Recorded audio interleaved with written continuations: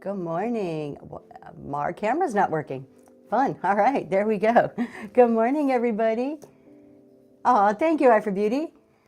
How is everybody doing this morning? Southern Charm, good morning. Taco Cat Lady, I saw you come in. I saw somebody else say good morning too. Make sure I say it, but let's see.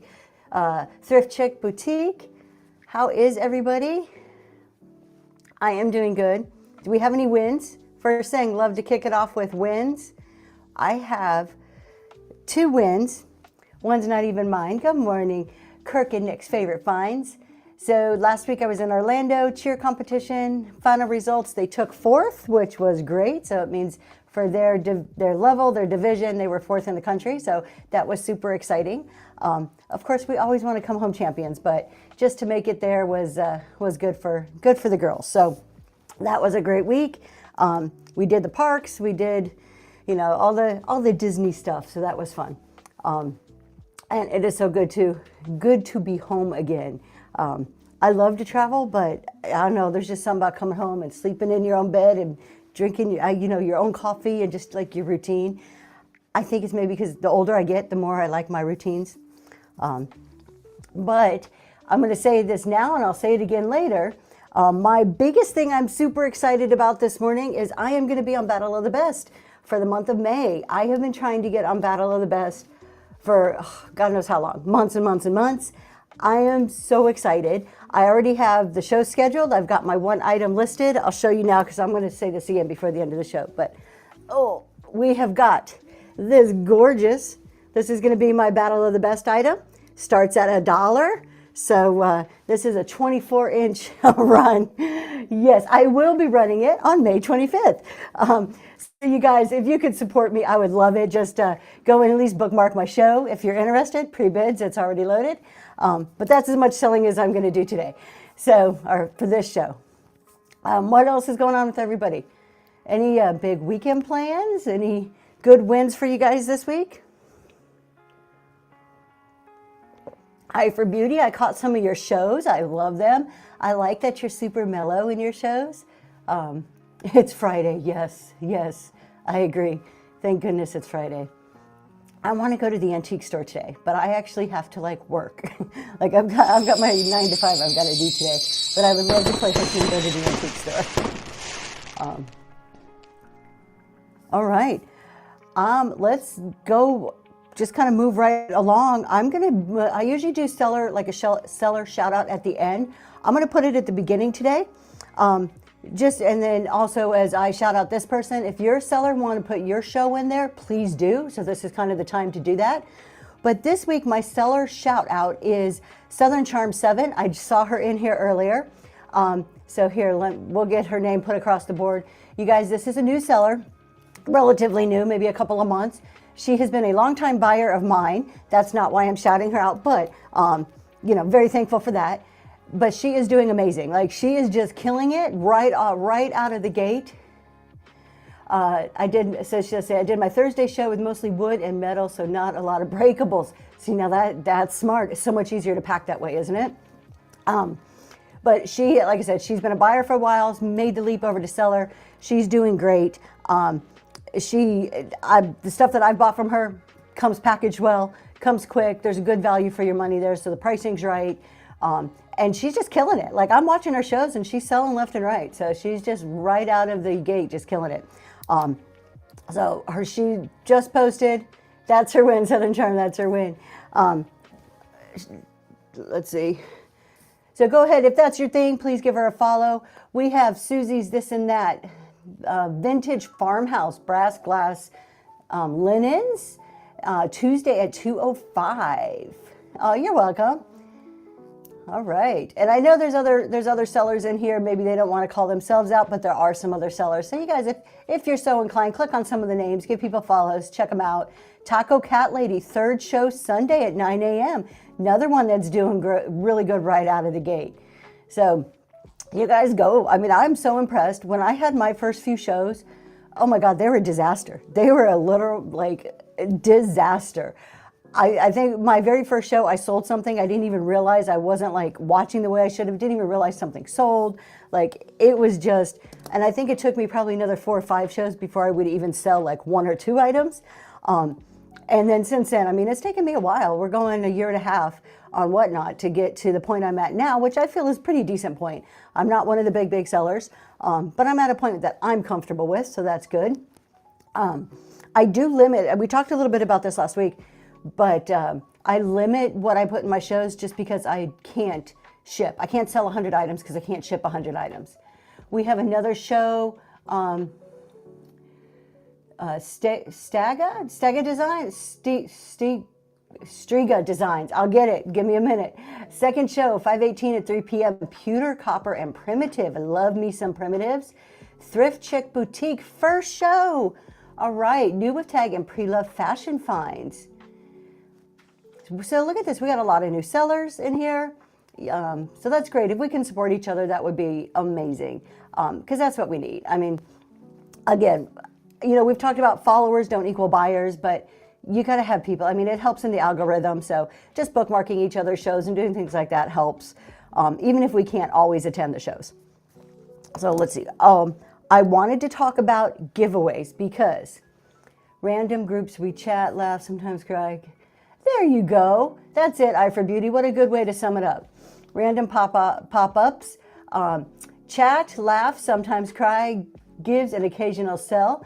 And yes, you guys, I for Beauty is another great seller. I was just saying, I finally this week, the first time ever, caught his shows. I've seen the name in other shows before, but I love the mellowness. I think I caught some of your unboxing shows. One you were selling and the other you were doing some unboxing. And it's just a very mellow, and I like that. A lot of times I put shows on, not because I have money to spend necessarily right then, but I put shows on when I'm packing, when I'm driving. I'll a lot of times listen to Whatnot versus listening to a radio or, you know, some other type of music. So a lot of times I'm just listening, I'm observing, you know, trying to kind of hear what's going on, follow, see what the trends are. Do you do that too? Yeah, just kind of listen.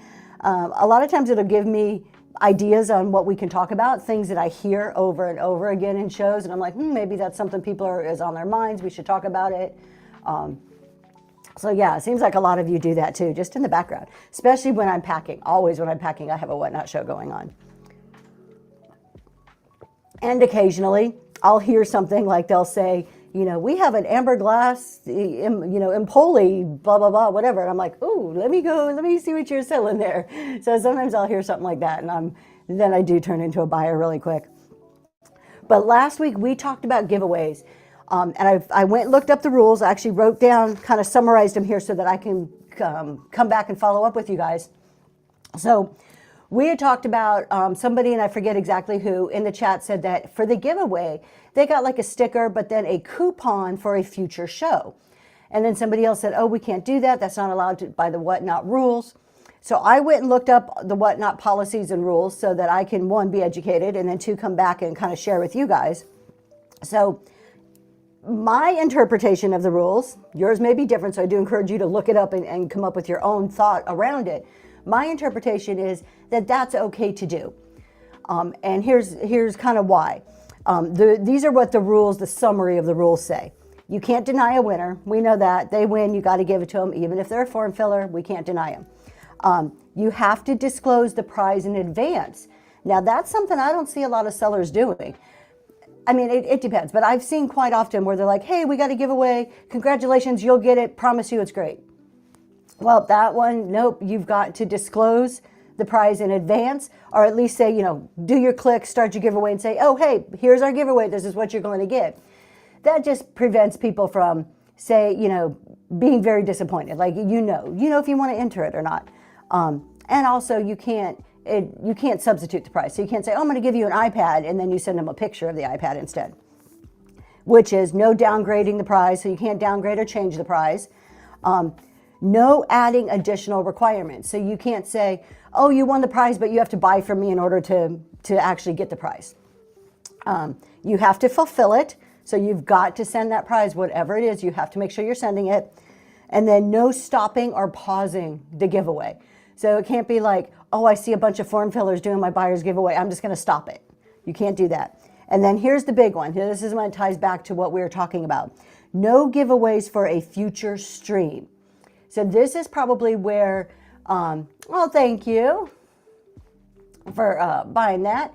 The no giveaways for a future stream means you can't, the coupons, like that can't be your only thing. And this is the rule that's a little gray. This is where I say this is my interpretation. So if the only thing I'm giving you, oh, Eye for Beauty. Eye for Beauty's buying some of our bracelets. Let me know if you want me to send those people in the chat. I can definitely do that. I do know I have some of their addresses. So we have Susie's this and that. If not, they'll go to you. Eye for Beauty, thank you. I wanted to give a coupon, but not sure either. Yes, please. Okay, I'll do that. Thank you. So you guys, 2 of you are going to get bracelets, woven bracelets from Mexico from Eye for Beauty. So you will, 2 of you randomly selected will get that in the mail. Let's see. So you can't just give a coupon for a future show, but as long as you give something of value in that show, nobody's stopping you from putting a coupon in with it. So when it says no giveaways for a future stream, just don't make that your main giveaway. Make your giveaways the stickers, and then when you send the giveaway, add in your coupon. Then you're totally fine. Thank you, Eye for Beauty. I'm going to making notes down here. All right. So that's how to do it. Just make sure you're giving away something, even if it's a sticker, postcard, pen, whatever it may be, and then just throw your coupon in. How do you print out a coupon? I create mine so you get the code. So if you go into your little marketing tab in your seller hub, that's where you create your coupons. Create a fun code. You can, put any code in there you want. I like to do variations of my name or a date or something like that. And then copy down your code, and then I just print them on stickers. And then I stick them onto, little baggies or, a postcard that I send. So you can't really print a coupon from whatnot, but it's just a code. But you can print that code onto anything you want. You can print it onto a piece of paper, make it a pretty picture and print it on a piece of paper and fold it in half and put it in a box if you want. You could write something like, congratulations, in addition to your giveaway, I'm giving you this coupon code. Yep, so it's just a code that you send to them. Thank you. Now, keep in mind, you can't make a code specific to one person. Now, you can send it, you can distribute it just to one person, but if they want to share it with all their friends, there's nothing stopping them from doing that. Thank you, Eye for Beauty. Okay, so to do a coupon, if you open up your Sellers Hub, and then on the left-hand side, and I do mine, I usually look off of the computer when I'm like loading and doing coupons and stuff. I'm not even sure if you can do it on your phone. I should probably check. But if you open up your Sellers Hub and you go to the marketing, there's a little tab or a selection that says marketing. Under marketing, it says coupons. And click on there. And then on the screen, it will be a create or an add a coupon. And then it'll walk you through. You give the coupon, thank you. You give a coupon a name, and then you can pick who you want it to go to. It could be to everybody. It could be to new followers. So you can pick who you want your coupon to go to. And then you pick the type of discount you want to give. Do you want to give a set dollar off? So if you want to do a $5 off a $50 purchase, or you could pick a percentage off. You set a maximum. So I usually, I'll do, say, a 15% coupon worth up to $100 off something, and they need to spend at least $1 in order to use the coupon. And then you hit create at the, one more thing, you pick what shows you want it to apply to. So any shows that you already have scheduled will be in a drop-down list, and you can pick shows individually. So you could do a coupon that only works for one specific show, or there's a button that says all future streams or all future shows. And you click that, and then anything created that you already have created or shows that you create after the date of that coupon will be eligible to be used in any of those shows. And then the coupon is good until you go in and deactivate it. You deactivate it almost in the same way, marketing, coupons, and then you find the coupon you want, you click on it, and there's a little button to say deactivate. And where did I direct them to get that? All right, so then what you can do, once you have that coupon code, is you know what the code is because you've created the code. You can put it in your show notes. You can tell them. So that's usually we used to do coupons like one a month. We would always put it in our show notes. And when you go to put it in your show notes, if you do I'm pretty sure it's a backslash and then the coupon name, it makes it like a clickable link that the buyers in your show can click on it and it'll automatically pop into their wallet. If not, they can just copy it and put it in their wallet. So you could put it in your notes. If you do social media, you could post it on social media. Yeah. You could put it like, you could just say it. You can say, hey, don't forget, here's my coupon code today. It's ABC123. There you go. That's not a good one. That doesn't work, everybody, but that's an example. So my husband would always create a graphic with our code of the month. You could message people the code. So that's another way to do it, is messaging them the code. So there's a lot of ways to give it out. Now, who here actually uses coupons? Just yes or no in the chat if you utilize coupons as part of your business strategy.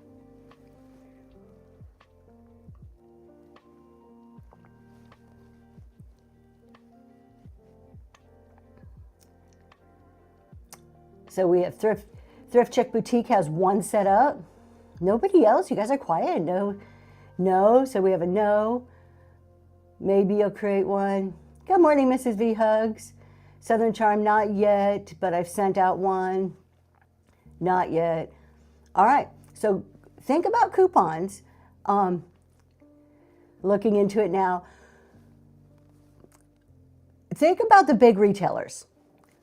We are resellers, but we're no different than, Nike and Target, whatever your local grocery store chain is. Maybe they're huge, or these huge sellers. And yes, we resell, they sell the original goods. But it's the same, you're selling and somebody's buying, right? The base concept is there. They all use coupons of some sort. Think about your online marketing. How many times do you get an email saying, hey, guess what? We have free shipping. We have 30% off. Use this code. What about Amazon? How many times do you shop on Amazon? Coupon and the rewards. So those are two completely different things. I'll talk about this and we'll get back to talking about utilizing coupons.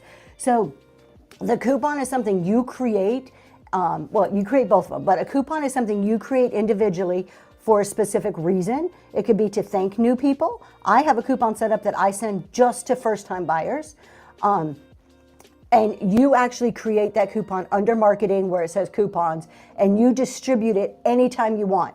People don't have to do anything to get that coupon that you make. You can give it out whenever you want to give that coupon code out. So if you want to say, hey, I'm just creating a coupon code for the show just because I want to, you can do that. Whereas rewards, there are the levels, and you set expectations, or set like steps that people have to do in order to earn those coupons. So rewards coupons have to be earned based on parameters that you set. They, for the first one, they have to watch so many minutes of your show, they have to buy so many products or so many items or spend a certain dollar amount. So plain old coupons, they don't need to do anything. You give them at your free will.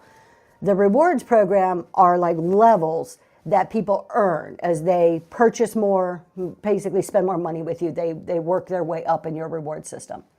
All right, do you recommend one over the other? I recommend both. My recommendation is both.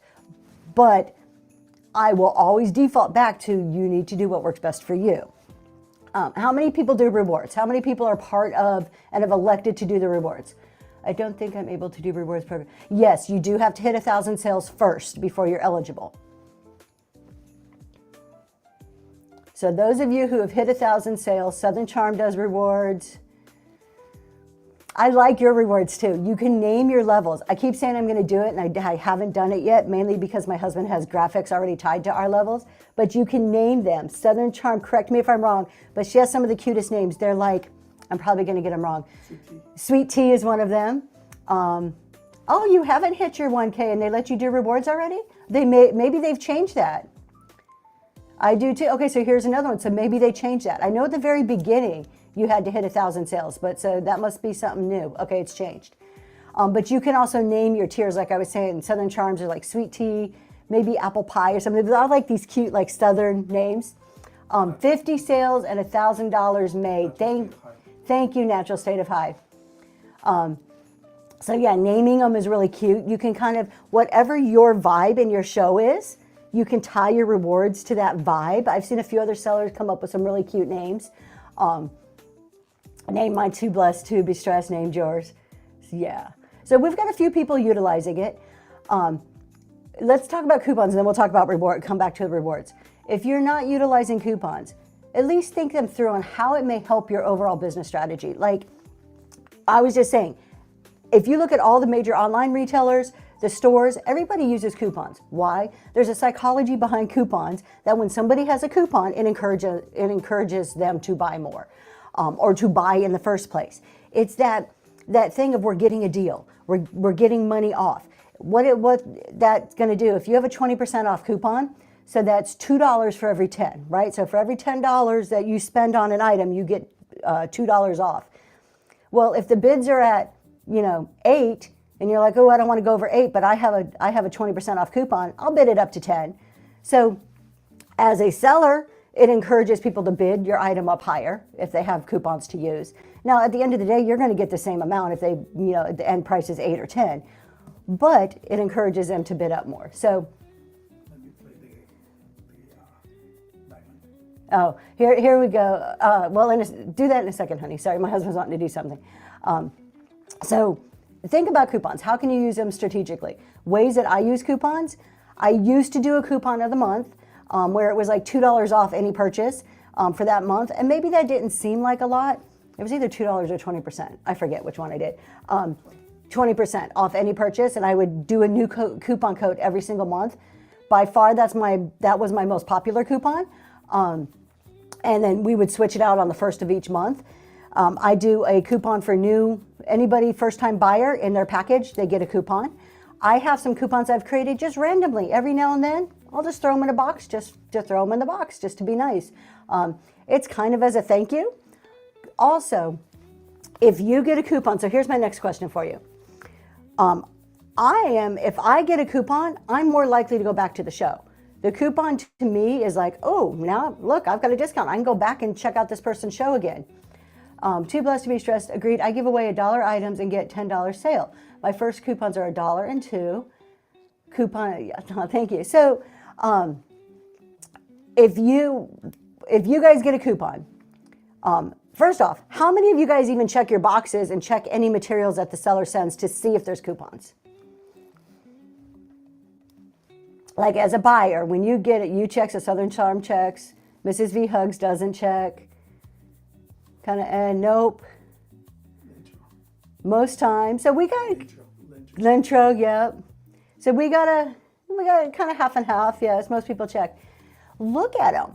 Surprisingly, never thought to. I will start. And here's why I asked this question. So one of the things you can do with coupons, one of the things you can do with coupons, if you go into where you create your coupons, Whatnot has great analytics for you. You can actually see how many people claimed that coupon, and claiming means putting it in their wallet, and then how many people actually used that coupon. So you can track and see all the coupons that I'm sending to my first-time buyers. If I send out 100, how many people actually redeemed it? Does it work? So, I love it. I think it's a great tool, and that's how I can confidently say that the coupons of the month that I did were by far my most popular ones.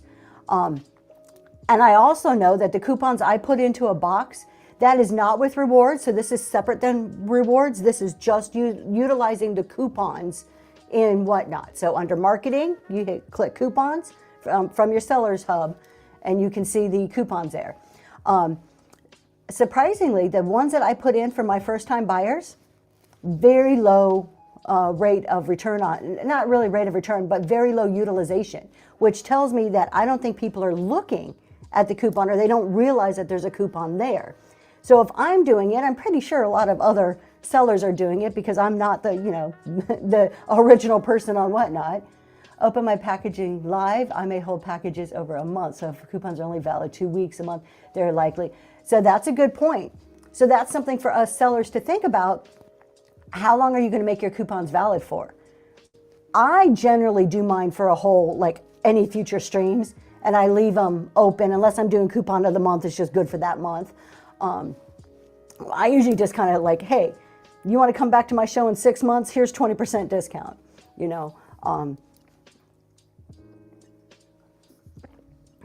So that's coupons. I would definitely encourage you guys to at least take a look, see if they could be used. You create, so Too Blessed to be Stressed, You create the coupon, and you can create them for a certain dollar amount or a certain percent off. So you go to Seller Hub, under marketing, and then under the marketing, there's a option for coupons. And right there, they'll come up on your screen, and you can, it's really simple. I mean, just it'll take you 2 seconds, read the screen, and you'll be able to walk right through it. And you can create a coupon, and then you get a code that you can share with people so they can utilize that coupon. So now let's switch from coupons and go to the other side of it, which is rewards. Oh, thank you, Southern Charm. We'll talk about branding too. That is like one of my favorite topics. But reward system, another great tool to utilize. It encourages people. I cannot tell you how many times in one show that somebody has earned a tier, like bronze level, I think is the very first one they can earn is bronze. And then in that same show, they have bought something and used the coupons that they earned from bronze. I see it in almost every single one of my shows that I do, almost. Consistently, they earn it, and they're pretty much using that coupon. If not that show, within the next 2 shows. It encourages people, it encourages buyers. So as sellers, what do we want to do? Encourage buyers. So, and we celebrate it. On our shows, it's a big deal. You get a coupon. Here, my husband, I've only had a few people reach diamond on my show. That's like the highest level. Here's our little diamond. So my husband will do you a graphic. Welcome to diamond level. So every time you earn a level, Whatnot does a cool little sound and kind of like shows it on the screen for you. I've seen some sellers, you know, they make a big deal. They're like, hey, congratulations, you earned a new level. Other sellers just are kind of cool and calm and quiet about it and just don't really say much. And there's no right or wrong way. You do what makes you comfortable, how you want to run your show. Thank you, Lynn Cho. Point out the rewards every show, Southern Charm. Good point. Thank you. Because here's the other thing. They can go up and click on the crown and see what those rewards are. They can see if like, oh, if I just spend 20 bucks, I'm going to get X dollars off of my next purchase. Which brings me to have stuff in your bin because you want to encourage them. You want to entice them. You want them to look in your bin and say, ooh, I want that. Maybe it's out of my budget, but if I get a coupon, I could afford that item. It works. So set up rewards if you can, and there is no magic formula. In almost every single show, good morning to Vintage Daisy Shop. In almost every single show that I go into, if they have the rewards, I go and look for it, and I see how they're set up. It is all over the board, and you can do it whatever way works for you. And when you're first starting, it's hard to know. So pick something simple. Don't give huge discounts right out the gate if this is your first quarter doing it. So if you're new, rewards run on a quarterly basis. So you set it up and you can't change them for the quarter. And then come the next quarter, you can reset it. You can make your changes then. So for that very first quarter, go easy. Don't give massive discounts. And then you can always change it. Then you can go back at the end of the quarter. You can see your analytics, how many people reached different levels. Because what you're doing is the whole concept is encouraging people to spend money, right? You want to get them to diamond, but you don't want to make it so easy that they're spending 10 bucks and they got all these coupons. So you got to find that balance. So a lot of that comes from what the price point of your items are, how long people stay in your shows, how many people you get in your shows, how much is your average buyer spending in each of your shows. All of those numbers are in the analytics of Whatnot. Go into your analytics tab, in your Sellers Hub, all that information is there. Just takes a little time sitting with it and looking at it to make it make sense and figure out your rewards. Definitely worth using though.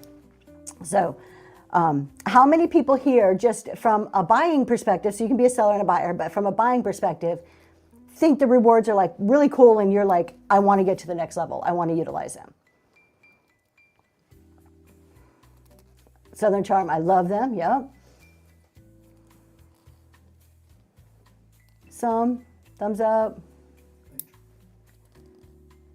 Yeah, so I look at it, like I said, I go in and look at all of them out of curiosity. I'm not a buyer to buy for the rewards. I wanted a pizza emoji from Philly Flipper. Oh, that's cool, yeah. But it's also, think about this.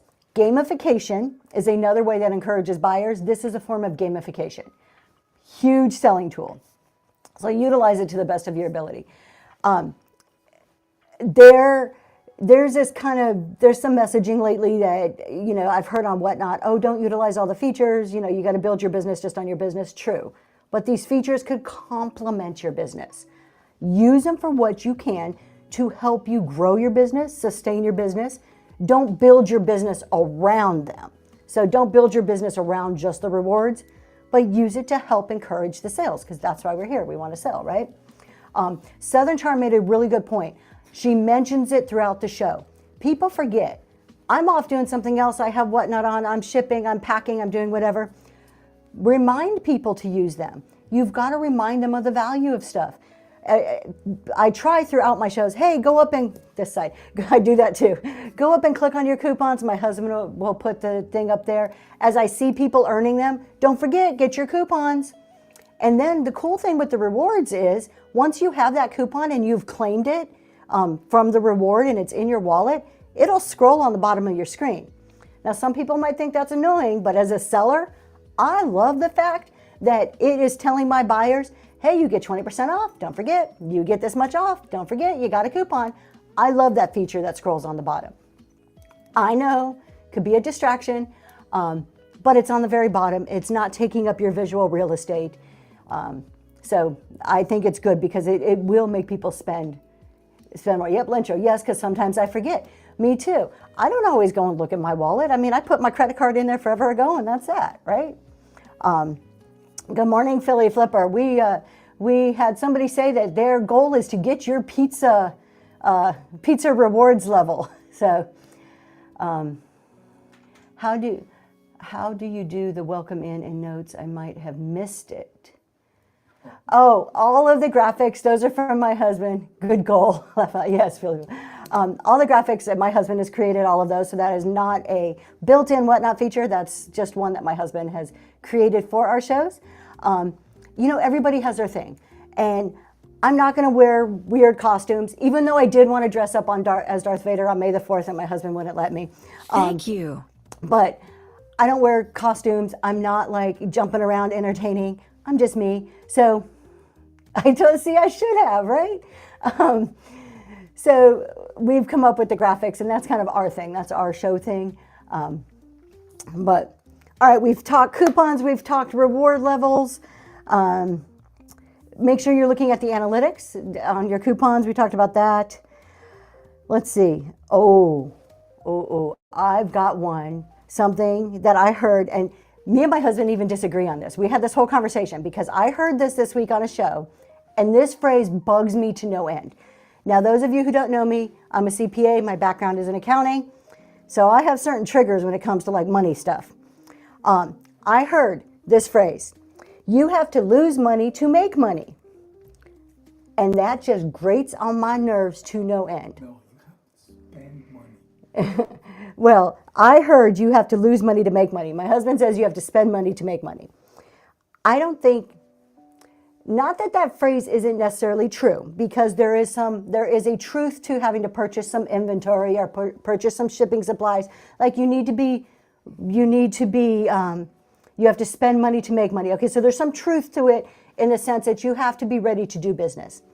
What I don't like about that term, or that phrase, you have to spend money to make money, is that I feel it desensitizes new sellers into thinking they can spend money needlessly or spend money on a whim. I think it's turned into an excuse for poor budgeting and poor business and strategic planning. Thank you so much for sharing it. I feel like I have to spend to make tenfold. Like I said, I think there's some truth to it. But I also feel that it's like, oh, you got to spend money to make money. Like it's this throwaway thing. Those are your dollars. You have to spend wisely. Exactly. That's your money.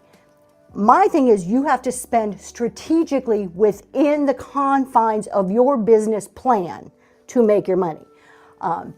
You can't just, I'm going to buy a new computer. It's Whatnot. I'll go spend a few $1,000s. It's okay.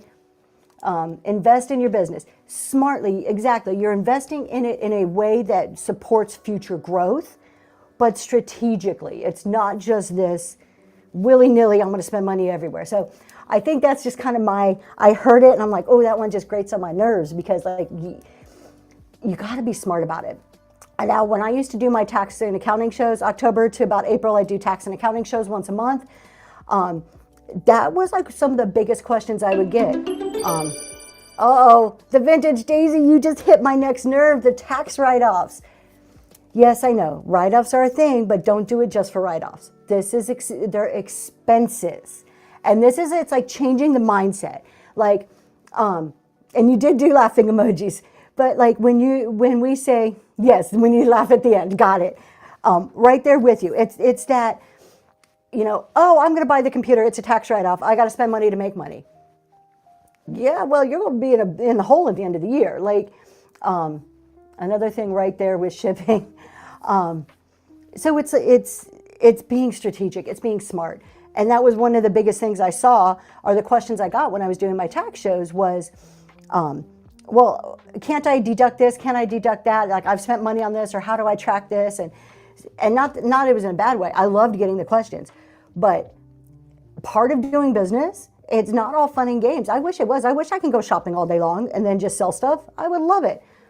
But you've got to track your expenses. You've got to track your income. You've got to keep accounting records, basically. You've got to track your inventory. You've got all this boring stuff on the back end. That's part of doing business. And you shouldn't be waiting until December to get it ready for your taxes. That's my soapbox. I'll get off my soapbox. So let's see. What else? Any questions today? You guys got any questions about anything? Philly Flip, you're going to make me spit out my coffee. She has to. I collect abacus, whatever the plural is. I have some in my office. Do I have to track if I'm selling my personal hoard? Absolutely. It's still taxable. Even if you're selling your personal stuff, it's still taxable income. So yes, absolutely. Track everything. Now, when I say that, and I'm trying to avoid talking too much accounting, I'll answer any accounting or tax question that I can. Even from when you bought it years ago, yes, it's still your inventory. If you're going to sell it, it's inventory. So you bring it into inventory. So it's picture I've just got all this stuff sitting around in my house. I decide one day I'm going to walk through my house because I got too much crap and I need to sell stuff. I gather it all together. I start taking pictures of it. It becomes my inventory. I have now moved it from a personal asset to inventory. That looks good in orange, so be honest with your finances. Oh my gosh, I need that tagline. I need to copy that and use that for my accounting shows. But yes, you do list it in inventory. Now for tax purposes, there's a difference on how that gain is taxed. So if it's a collectible, if it's grandma's china that got passed down to you, if it's baseball cards or some sports cards that you collected from a child and it is a collection, that's taxed different. The IRS has a whole list of stuff that is collectibles on how that is taxed. Those are taxed similar to how you would, how capital gains are taxed. Same thing. So how you stocks and stuff that you invest, the taxing around that is very similar versus how it is taxed when it's an item in inventory. If it says I lost money on it when I put it in my bookkeeping account, and that's fine. You can lose money on it. I mean, you don't want to forever, but I lose money on items all the time. I also don't look at it on a per item basis. I look at it either as a per show and my smallest I look at it as per show, and then I take that out to each month. So, if you guys are interested in any of the past accounting shows, we did put them all on YouTube. So if you want to get a head start, I'm not going to do them again until October. People get bored with accounting. You can only talk accounting for so long. But all of the shows are there on YouTube. Look at it in averages. That's right, Southern Charm. Because, I've talked about a month ago, I went to Dollar Starts. And, I mean, if I just looked at each item, I would have quit Dollar Starts on the first show. So I've got to look at it in whole. And speaking of, that experiment I've been doing with Dollar Starts is going very well. We're going to keep it up. I have seen YouTube is the same, Zoe's Treasures. My husband will put it up on the screen for you.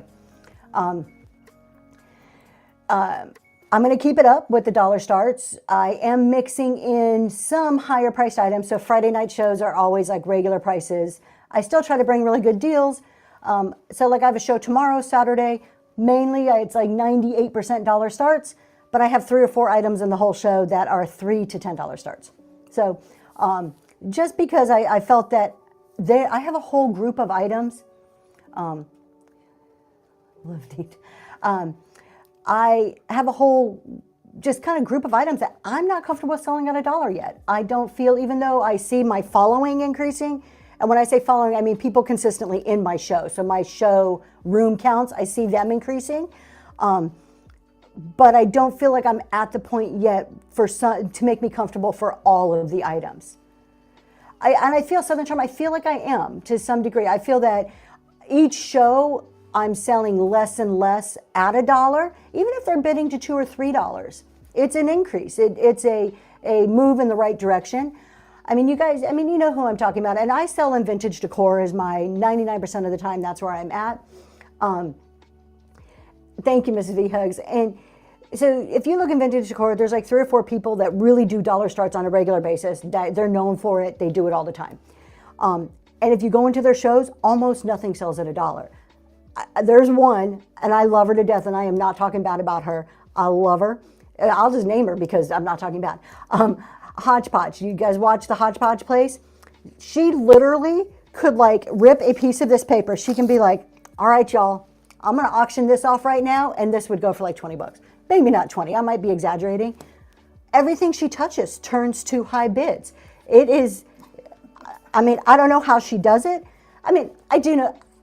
I don't say I don't know how. She's very personable. She's very relatable. So I think that's part of it, is that you feel like you're part of her like friend group or her family or something. Like, so she's really done a great job at that. She also does fantastic at social media. But how many other avenues do you sell from? I sell on 4 other major platforms. There is another live auction platform that is not as well known that I have tried and I do not like. I don't want to badmouth anything on a show, but there is another like live auction platform that other popular sellers are on. Oh, thank you so much, Roaming Soul Vintage. That is so sweet of you. I appreciate that very much. That I didn't like at all. I just couldn't. I felt the software and the platform was clunky, and I couldn't. Philly Flipper, you know exactly what I'm talking about. I didn't say it. I'm agreeing though. I am not disagreeing with you. I tried so many shows on there. I just couldn't get the platform was so clunky. And even at first I thought, oh, that's my fault. I'm coming from Whatnot. And I wasn't trying to switch over. I was just trying to add it as another revenue stream.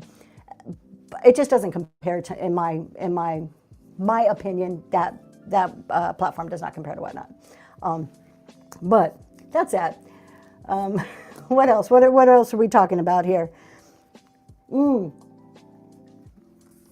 I know last week we talked about all the people, and if this is you, it's like going from an iPhone to a BlackBerry. Oh my gosh, yes, 100%.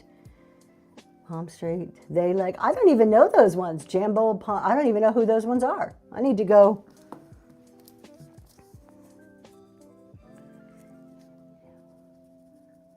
I'm going to just go take a look at those because I don't know who they are.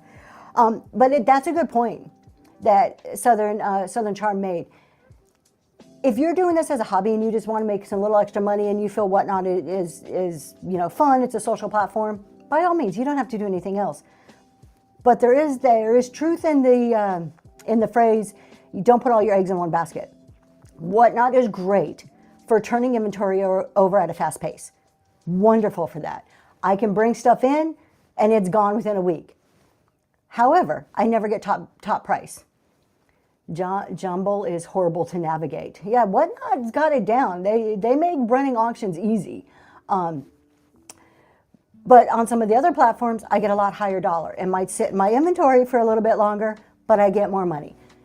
Test out, if you are a reseller out there, test out different avenues. Now, Whatnot's probably going to not like me saying this, like go use other things. I'm not saying get off of Whatnot. Continue to use Whatnot. But be smart. This is your business. Explore different avenues, different revenue streams. Also, I can't watch all the witches in my head get all crazy and I go down to complain on how much I stink. What? I can't watch a lot of those sellers. Are you talking about the vintage daisy shop, like the sellers who like they touch it and it turns to gold? Is that what you're talking about? Oh, Vesk Free. I cannot figure that platform out. Like I don't do shows, but I've listed on there and I just can't figure it out. The Vintage Daisy Shop, don't be discouraged. I totally get it because I watched some of those people, especially when I first started, the big sellers, like in the more so in the vintage decor category. There's a few that are wildly popular. You've got the Hodgepodge Place, dollar starts. You've got Lancaster Exchange, dollar starts. Upcycled by Brie, dollar starts. And Follow That Bug. So those are the four. Am I missing somebody? I may be missing one. Those are the four big ones that do dollar starts. Coop, yep, and Coop. So those are like the major ones. Now Follow That Bug, I don't see on as much as I used to. Philly Flipper and Corey Manx, but they do more than just vintage, right? They do a lot of estates too. I know Philly Flipper was in here earlier. If you storage units, yep. So I really focus on the vintage decor people. Like some of the other ones, they're great. I'm not saying they're not. And I'll go into those shows. But since I sell 99% of the time in vintage decor, those are the people I study the most because that's my competition in a sense. I mean, I don't look at them as competition, but that's who my buyer base is choosing between me or them for the most part, if we're both on at the same time. So that's kind of where my mindset is. So you're great. You are great. I love your talk shows, Philly Flipper, by the way. If you guys aren't following Philly Flipper, he does some great talk shows once a week. I forget the day. I just always scan in the mornings and I see when you're on. So check him out. Really good talk shows. And he does a lot of giveaways during his talk shows. But he also gets in over 100 people or so in every talk show, if not more. And he has the best mods, yes. Just said that one the other two. So, but comparison, somebody just said I didn't catch your name because it flew by so fast, but comparison is a thief of joy. So anyways, we were talking about those 4 or 5 really big dollar start in the vintage decor category sellers. I would too. I would go in and I had this like love-hate relationship. Not that I really hated them, but it was this, wow, how do they do this? I had this just enormous fascination on like, what is their personality like? What are they like? What is it about them that sells? Like how does that work? How are they pricing? Where are they sourcing? I followed them, not in a stalking way, but on their social medias. And you would get some ideas in, oh, they go to flea markets, they go to auctions, they do this. So I was really watching to see like, how do they do this? Because I wanted to learn from them. They were doing great. And this is what you should do. Use it as a learning opportunity. If you see somebody doing great, instead of being like, ugh, do it as a learning opportunity. I see people bidding against hundreds to pay twice as much for something I can't get a swipe on. And that's where that love-hate, that's where the hate part came in. Because I would do the same thing. I would see items, I'm like, I have the exact same item and I can't sell it for $5 and they just sold it for 50. Like how? Part of it is the people in your room at that given time. If I have 10 people in my room, what are the odds that, one of them is going to want this cup? Versus if there's 200 people in a room, the odds just drastically went up on maybe somebody wanting this coffee cup, right? So there's just so many things like you can't compare. What you can do is learn from them, study them and learn from them. And they're each different. And that's what's so cool about it. Philly Flipper wants that cup. All right, it's yours. But they're all so different. If you think about, yes, my husband has my favorite one. It says, this is a lady I work with in my 9 to 5 gave me this one. It says, let me drop everything and work on your problem. So that's my favorite cup. All right. But learn from them. They're all so different. If you look at each one of them, you have, the Hodgepodge Place, which she is just, in a sense, like an open book. You feel like you're part of her life, right? And that's her appeal. That's what brings people in. And then you look at the Lancaster Exchange. Sweet as can be. She reminds me of like a Southern Belle. It's just She's calm, she's mellow, and her items are on fire. Like, she just curates it. I would love to walk through her home because I bet her home is gorgeous. Follow that bug. She's quirky, she's cute, she has this different appeal. Who else am I missing? I know I'm missing some of them. Upcycled by Bree. She kind of almost draws you in. I don't know, there is something about her that just draws you in. And they all start stuff at $1, but they're all done in different ways. Some are more random. The Hodgepodge place almost doesn't list things all the time. A lot of it's random. Where the Lancaster Exchange always lists things for the most part. So study them, learn what you can and apply it to yourself. They may have a higher buy cost, so you may do better even selling at a lower. Exactly. That's the other thing you don't know. And I've heard some of them talk about this too, particularly Hodge, because she's just so open and talks about a lot of things, is the price point at what they're buying. Think about the amount that they sell. This is something that I'm starting to face myself right now, is these people are, all but one of them, Lancaster Exchange doesn't do quite as many shows, but these people are doing shows almost daily. Think about the amount of inventory, and they don't sell just 25 or 30 items. They're selling hundreds of items a day. So that's shipping on top of it, all that time that they spend shipping, but then sourcing. The amount of stuff that they have to bring in, I can't even bring in that amount of stuff right now. I'm trying to go out and source, but I can't sell hundreds of items a day because I couldn't keep up with just the sourcing side of it, let alone, I would hate to do their shipping, so then try exactly, let alone the shipping side of it. So as much as, like I said, it's this love-hate thing. And when I say the love, it's more of this just fascination. I find business intriguing. I find all of the psychological part of the business and just the growth of the business and all these little aspects super intriguing, and how to apply it to make your business the best. So that's what, to me, they fascinate me. I know it's hard for sellers to list, but I move on if not because I don't want to wait. Very good point. So that comes back to the whole, do you list and put stuff in your bin, or do you just do random polls? You got to do what works for you, but also think about your buyer. And I'm big on, you guys have heard me every single show, I talk about the buyer experience. I am here to make money, right? That is my number one reason I am here. But the people that are going to give me the money are here for their buyer experience. If they're not having a good experience, they will not buy and I will not get the money. So ultimately, at the end of the day, the buyer's experience is the most important thing. The experience that they have from before when they start looking for a show until they receive their package. That whole experience. How do they see your show? What does your thumbnail look like? What's your lighting like when they're in your show? That whole experience. Southern Charm mentioned branding earlier. How do you brand yourself? That's part of the buying experience. Does that person remember you? Earlier I was saying I was watching Eye for Beauty, one of his shows. He was unboxing. He got, if I remember correctly, 4 boxes from the same seller. Don't know who the seller was. Doesn't really matter. 4 boxes. There was 0 branding on any one of those boxes. No packing list. The only branding was the return address. And a lot of times those don't even match your username. No branding whatsoever. Huge missed opportunity.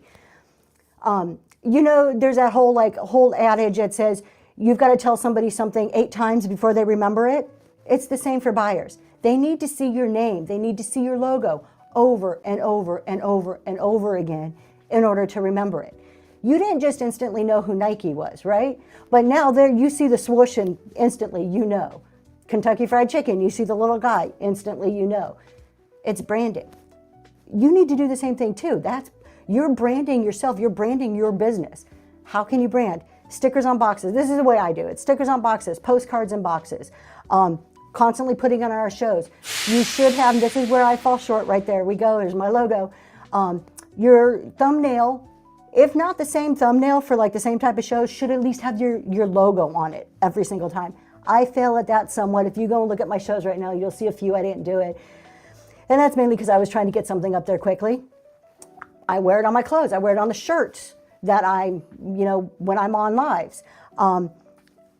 Every chance you get, find ways to brand yourself, because the more people see it, eventually people are going to see my vibe is vintage and they're going to think Zoe's Treasures.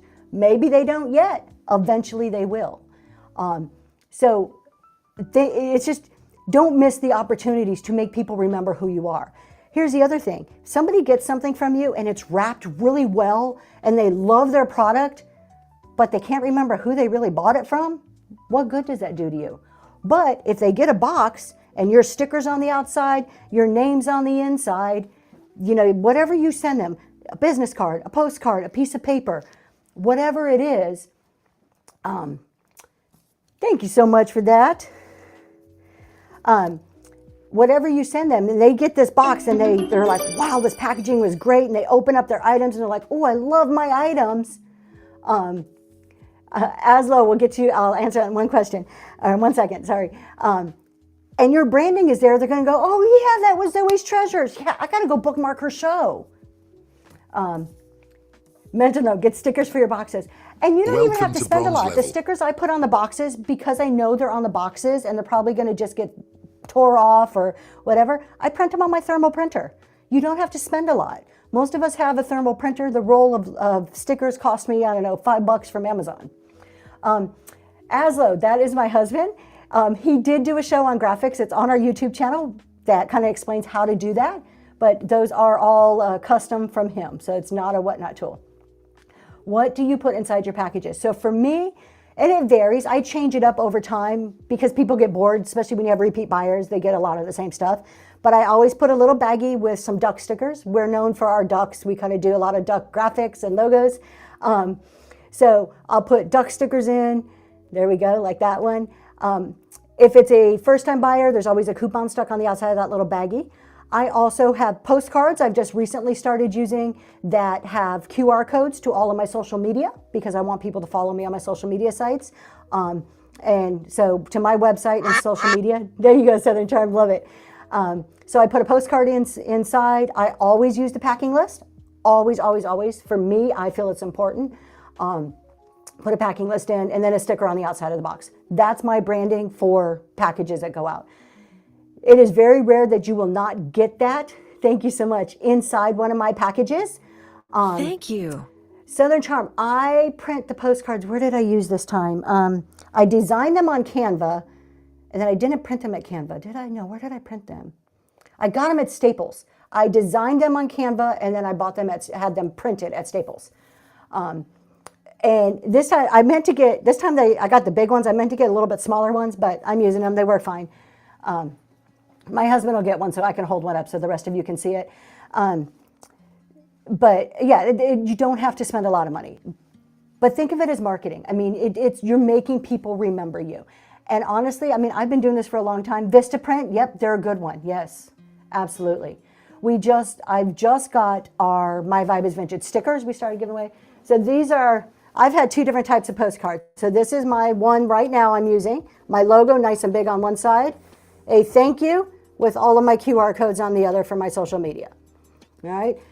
If I can, I try to write a little message on here whenever I can. This is my old one. This was advertising when I first launched my clothing line.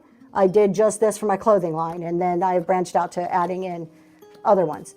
So I usually just do one. I do one or the other of those. Thank you. You know what? People probably throw them away. A lot of people probably throw them away. That's okay because they've seen it. The time it takes them to pick this up out of the box and put it in their trash, they've seen it. And sometimes that's all it takes is to see it, that logo over and over again. So try branding. I mean, anything you can do to brand, there's so many different ways you can do this. But I was going back to Eye for Beauty, got 4 boxes, not one thing. Business cards with a QR code, perfect. I did that before I went to postcards, I did business cards, and I still do every now and then. And that, a perfect way, put a QR code on one side, they can scan it, you got a little thank you message or something on the other with your logo, but it makes them remember you. I can't stress enough. I have seen, and I've looked at, but I don't feel the price is right for me, boxes with your name on the outside. I don't feel there's a good return for myself to put that investment into boxes when I can just do the stickers on there. Yeah, yes, the QR codes are perfect. And you guys can make QR codes. You guys use Canva. How many people here use Canva? It's super popular. You can use Canva for free. If you're not, Inkstamp, Dusty Attic, very good. I've seen those too. That is a good suggestion. Oh, thank you so much, Mrs. V. Hugs. Vistaprint will create them. QR codes, yep.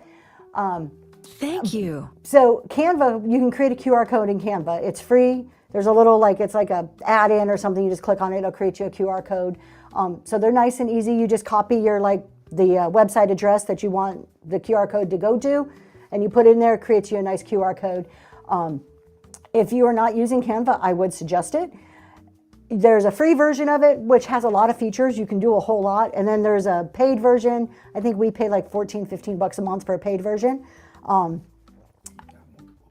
you can add multiple people to the paid version. So if you have, you love Canva, me too. I have my husband on there. He's more technology than I am. So he'll help create stuff in Canva. But you can add, if you have a teenager who maybe does really great stuff, add your teenager to it and they can help create definitely, yep. Paid version, to me it's worth it. You can create videos in Canva too. Video thumbnails. Who here uses video thumbnails? Animation, oh, there you go. My husband's saying you can actually use it to create your animations. So we have a couple of people, the Fashions Algorithm, Southern Charm.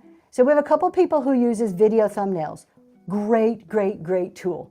Absolutely. If you can do it, use it. And here's a little trick that a lot of people don't know on Whatnot. You do not have to have a thumbnail. So when you create a show, you have thumbnail and then video. You can leave the thumbnail blank, just use video. And then when the people are scrolling through, what they'll see is the video, which to me catches my attention. If you're scrolling through and you see a static picture versus something that's moving, CapCut for thumbnail, interesting. Can I ask which use? Oh, my husband's gonna. Hey, the Vintage Daisy shop. The video graphics is part of my life pretty much for a long time. So I use a dedicated software called DaVinci Resolve. DaVinci Resolve, if you are just doing editing, like basic Whatnot editing of your videos, DaVinci Resolve may be a little overkill. My husband already had it, like he said, because he uses it for like his full-time stuff. But there's a lot of other video editing software that's either free or super, super low cost. We will try to get a list together, and our next show we'll put it in our show notes for people to see if you're interested in video. Yeah, CapCut. There we go, Southern Charm, CapCut. That is a good one. And my husband gave you the thumbs up. Not my area at all that I know about. I use Canva, but you don't have to put a thumbnail. You can just put the video, and I think it attracts people more than, oh, thank you so much, Mrs. V. Hugs. That is so sweet. I appreciate that. Thank you. What else? What are we talking about here? What else do we have going on? I'm trying to see the time. Oh, we've been on for about an hour. Oh, thank you, Mrs. V. Hugs. Let's talk about showing items. I create AI models to model. Ooh, that's pretty cool. Yeah, we've done it too. That's neat. AI models to model clothes and then create a video in CapCut. I like that. AI is taking over the world, but in a good way. I'm not anti-AI. I love it. We've talked about showing items and people who scan the room. If this is you, I am not getting on you in any way. Scan the room all you want. A lot of people love to scan the room, but run stuff. So it is not show and tell. We're not doing show and tell. We are not Friday at school showing how cool my mouse is. It is show and sell. Show and sell. If it's not running, you're not making money. You've got to run it. Show and sell, not show and tell. Run the items. Scan the room all you want. Pick stuff up. Hey, I'm going to run this. Hey, did you see this phone? This is really cool. It's running right now, people. Like, sell. Like, and you don't have to be in their face about it. If you touch it, run it. Exactly. The biggest complaint I hear, and I'm sure all of you will be like, yep, the minute, I say this, people do not like to be asked, tell me what you want to run. It drives people insane. It just does. Now, if they're scanning and they're running stuff and you see something and you say, oh, what was that rabbit in the corner? There is almost not a seller out there who is not going to be happy to go back and run that rabbit. They're going to do it because they're there to sell. There you go. There's a way to do it. Share your request in the chat. Ask them, while you're selling. Hey, if you got any requests, always happy to show you. Let me know. While you're running stuff. People don't want to sit and wait around. Even when I have Whatnot on in the background, and those are the show, I just can't. I turn them off to something people are running. I've only been a buyer so far, and I groan when an item I wanted them to run and they set it back down. Exactly. Going back to the buyer experience. When you go to, let's say a garage sale, and there's no signs about pricing, there's no like, this table's all $5, or there's no stickers on everything. Do you enjoy having to gather up a bunch of items, or every time, hey, flagging somebody down, how much is this? How much does this go for? Or if you were shopping in Target, do you ever have to ask, very rarely, unless the price tag comes off, how much something is? No. One, it's easily accessible, and it's priced, right? So we need to make the items easily accessible. How do we do that in auction? By running them. Making sure people know what the prices are. If I'm scanning and I'm talking, hey, everything I have right here is $1 start, or we're doing $3 starts today, or whatever it is, just communicating. Price, I just leave. Exactly. It's removing the barriers. Biggest pet peeve. Our job as sellers is to remove the barriers to buying. We want to make it as easy as we possibly can for that buyer to swipe, which means we remove all the barriers. We don't make them ask. We don't make them pick out their own item. We don't make them tell us. I find it difficult to stay in a show where there are hundreds of auction listings and the seller is only taking requests. There you go. I think we could just sum it up really quick. Remove the barriers. Make it easy for your people to buy. You want to sell? Make it easy for them to buy, right? I am here to serve my buyers. At the end of the day, I am here to make their experience enjoyable and easy. The easier it is for them to spend their money, the more they're going to spend it, right? And that sounds a little brash, but I'm just looking at it from the opposite side. When I'm a buyer, if you're going to make it difficult for me to spend my money, I'm just going to go find somebody who makes it easy.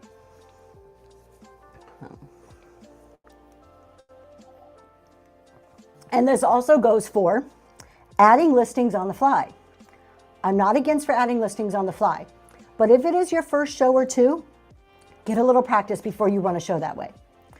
Or set up random listings already have some random stuff set up where you can just click on it and edit a weight or edit a price if you need to. As a buyer, and this is my personal opinion, maybe this doesn't bother other people. As a buyer, I don't like to have to wait while you're taking a picture and typing everything in. Set up a random listing and have it ready to run those items. What do you think of a buyer's choice, picking an item from a selection after bidding? Sometimes it's fun, but sometimes... I actually love buyer's choice if done in a moderate way. Like I think you just hit the nail on the head there. One, people like choice. It encourages buying. It also can encourage a higher selling price. If I have 5 or 6 items sitting here, and I think you should limit it, don't have 20 or 30 because that becomes outrageous. But if I have a reasonable amount, probably no more than about 5 or 6, and you see this mouse and you're like, oh, I want that mouse, and somebody else sees the cup and somebody's like, oh, I want that cup, but they can care less about the mouse, you're bidding against each other, but you're not even bidding for the same item. And that price is going up and up because you want to be the first pick. You want to make sure you're going to get your cup, right? And the other person doesn't know that. The person bidding against you doesn't know that. They want to make sure that they're going to pick that mouse. So I think it encourages higher prices, and it gives the buyers a choice. It gives them some sense of control in this, which is great. But do it reasonably. If you do 2 or 3 picks, move on to something else, come back to it. If it's drug out for too long, people get really bored with it. I get bored and leave the show when they type everything in. Mrs. V Hugs, there you go. Yeah, I mean, some people are really fast at it. Some people can just be like, there you go. If you're that person and you can do it really fast, that's wonderful. I rarely see sellers who are that fast. There's a few out there. There's a few really experienced people who can just fly through it. But think about it. Think about it from the buyer's perspective. Again, liken it to your experience. When you go to the store, and I try not to use Walmart. I use Target over Walmart. You go to any store, a department store, and or here's a good experience, or a good analogy. You go to the shoe store, and you say, "Hey, I like these shoes here. Could you have them in a size 6?" And they, oh yeah, sure, let me go grab them. And they go in and they come back really, really fast, and there's your 6s. Done, ready. You're happy, right? But if you have to wait for the salesman to come around, and then they finally come around and they're like, yeah, hold on. And then you see them in and out of the stock room and blah, blah, blah. And then finally 5 minutes later, you get your shoes. There goes my buying experience. You've just made me wait too long. You've just irritated me, right?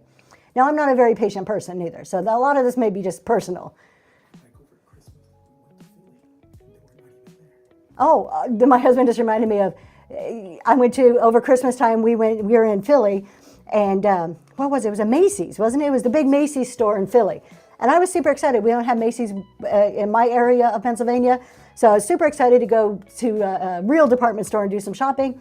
Go into the shoe department, literally for like 30 minutes looking for somebody, and I left. By the time somebody came out, I was so mad. I'm like, I'm not buying from you. Like, yeah, so remove the barriers to buying. Make it easy for your buyers. Oh, that's it. I'm going to get off my soapbox. We have been on for a little over an hour, and that's a lot of talking for the morning. So I appreciate you guys. We're going to go find somebody to raid if there's no more questions. So I'll give it just a second here while I quickly see who else is on. Thank you, Lincho. Let's see who is on. Let me just refresh the screen so I can see who is on. I always feel at this time of the morning we raid the same people every time, so I'm trying to find some different people. Let me just look down in estate sales real quick. We have a question. Oh, all right, there is a raid train going on that I think looks great. Sure, yeah, what's your question? Absolutely, Kirk's and Nikki's favorite finds.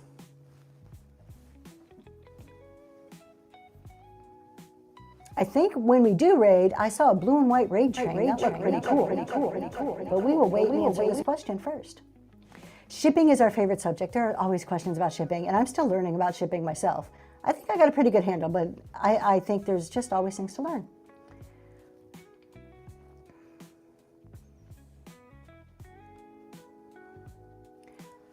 While we are waiting for that question, what is it that you guys find is the most difficult thing about Whatnot as a seller? Let's see, the vintage. If you have set up items by weights, is there a rule about what it needs to say? Not that I'm aware of. You can make your items say anything you want, obviously avoid like profanity and stuff like that, but nope. You can make it say whatever you want. Finding the right box to ship in. Oh my gosh, Southern Charm, that is the bane of my existence right there. Of course, as most of us do, we save every single box. I spend so much on boxes, buying them. Building a consistent following. And it comes over time. But you know what, the following, if it's organic, if they're following you because they want to be there, you're going to get more of the right people, more of the right buyers, and it will happen. You just keep putting yourself out there. It will come. I know it's frustrating and it feels like a long road. The whole shipping thing blows my mind. Yes, shipping seems to be like the biggest hurdle. So a question, I sold some plates tonight that were very heavy, warned them, and even gave a discount to help with shipping. When she saw the prices, she went over £5, and then she requested to cancel. I hate that. I mean, I don't do cancellations in my shows, but I mean, most of my shows will say, and there we go, what is your opinion about canceling that order? Most of my shows will say, bid responsibly, check shipping before you bid, and I even ask people, hey, if that looks crazy high, let me know. But then they cancel. I don't like cancellations. I try not to let them go through, but at the same time, part of me is like, what good is it going to do? I'm going to waste my time. I'm going to waste my packing materials. I'm going to ship it, possibility of something getting broken, because anytime it leaves your possession, you have a possibility of it being broken. Just for that person to get it, to turn around and ask Whatnot to return it. I'm not going to waste my time. I'm going to go ahead and cancel the order. I don't normally block, but I won't cancel it. I will ask the buyer to cancel it. I won't do the cancellation. You as a seller, if you cancel it, it's on you. The only time I cancel an order is when I screw up. If I've screwed something up, I have to take the hit for it and I cancel it. If they buyer is not being a responsible buyer, they need to cancel it. I'll accept it. I don't block them, but their name stays in the back of my head to kind of watch, because if it happens again, I'm not big on blocking, but if that continued behavior, I would. I feel like I will lose her business, but she probably won't come back anyways. And you never know. I would just let them cancel. You have a better chance of retaining a customer. Maybe it was an honest mistake. I give them one chance. I give people one chance. Maybe it was an honest mistake. If that same person comes back and does that to you again, at that point I may block. One time I picked up my phone and my finger swiped by mistake. See, I've done that. I actually bought back something that I sold. So I don't know, 8 or 9 months ago, I sold a bowl, and it was to somebody at the time who was just a buyer. Gorgeous bowl. She bought it, got a great price on it. She had her first show, and I had told her, I'm like, oh, I'll come support your first show. She was selling the bowl, which was fine. I have no problem people selling items they buy from me. But I saw it. I was sitting in my truck. My daughter was next to me, and I saw her like showing the bowl, and I got excited. I'm like, look, she's selling the bowl she bought from me. And I went to show her. My daughter grabbed the phone and bought the bowl back. So I bought the bowl twice. I did eventually end up selling it again, but so things happen. I know. I tried. My husband too. He thought it was the ugliest bowl. He hated it. So when he saw it come back in, he's like, "What the heck? I thought you got rid of this." So yeah. So like you're saying here, because didn't accidentally buy. She definitely didn't act, because she bought 4 things. Here's give good customer service. Yes. Here's the problem with people canceling. You almost never get the same selling price on that item again. If she cancels and it goes through, definitely do not run it in the same show, unless it was such a huge demand item. Like if it was like people really wanted it, but almost guaranteed you're not going to get a better price for it in that same show. Give it a rest, wait 2 or 3 shows. Hopefully you have a little bit of a different crowd to try to resell it. The times that this has happened to me, I have yet to have that second sale be better than the first one that got canceled. Yeah, you swipe by accident, you eat the expense. A lot of us are going to do what's right. But it really sucks. And this is where buyers, and this is a show, I say this talk show is for buyers and sellers. And us who buy just need to be responsible. And mistakes happen. Like that bowl, I really didn't want it back again, but I bought it. I just paid for it. We made a mistake, right? Oh, okay, Chasing Daisies first show is tomorrow. I will try to come and watch that if I can. Just keep a little note here. I did. I eventually sold it again, not for as much as the first time. And definitely after I bought it twice, I did not make my money back. But it's a fun story. Now it's a fun story. So, but, all right, you guys, I am going to go raid. So thank you so much. Have a great weekend. And please, really quick before I go, I am on, please, she's got great stuff. We can try to raid this person, yeah. Ash, let me just kind of write the name down. Hold on. A-S-H-R-E, loved trends. Okay. Yeah, I don't mind raiding somebody. Real quick though, I am on Battle of the Best. If you weren't here for the announcement at the very beginning, Battle of the Best on May 25th. This is the first time ever. I'm so excited. I've been trying to get it into Battle of the Best for months now. It's already listed in my shows, and I have my item listed. This is my item. This is my Ellie Smith swung vase, 24 inches tall. It's already there if you're interested.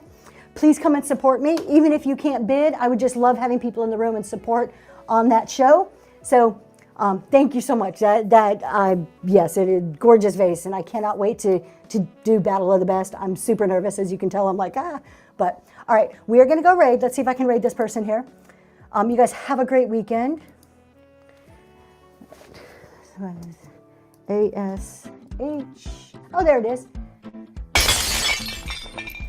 Honey, what are you Thank doing? you all for coming today and for chatting. Nothing?